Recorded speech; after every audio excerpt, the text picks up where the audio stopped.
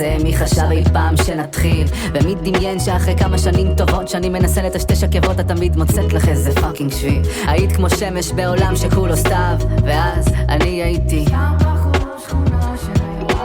בך, וכנראה אף פעם לא אשכח איך שלחת לב מהניילונים ישר אל המוסך, אולי בצדק, ואז קצת השתניתי. היום פחות שיער, פחות נבהל, פחות פתטי. האמת היא שתהיתי אם היה לנו סיכוי, ואם גם את נזכרת בי באיזה גשם לא צפוי.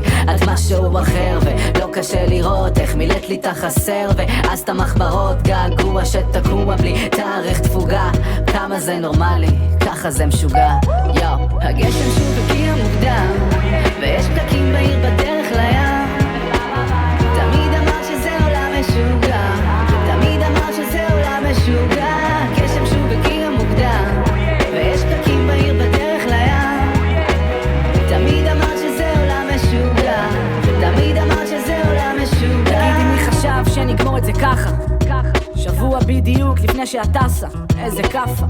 לא מאמין בעצמי לשטויות שסיפרתי לך, ובכל זאת מרגיש כאילו רק אתמול אמרתי לך כנסי כבר אל האוטו וניסע מאמה. רצית שניסע הכי רחוק ולא נשאל למה. אמרתי לך החיים זה פיוז'ן של גורל וקרמה. אמרת לי עזוב שטויות בוא נאכל שווארמה.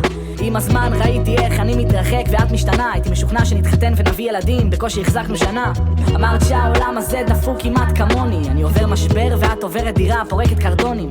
אמרת לי יום יבוא ויהיה לך טוב אתה תראה. אני חייכתי כמו אידיוט שלא מבין, וכנראה עדיין לא מצאנו נחלה ואושר. אם באמצע החיים אני פתאום נזכר ביום הגשם שוב הגיע מוקדם, ויש פקקים בעיר בדרך לים. תמיד אמרת שזה עולם משוגע,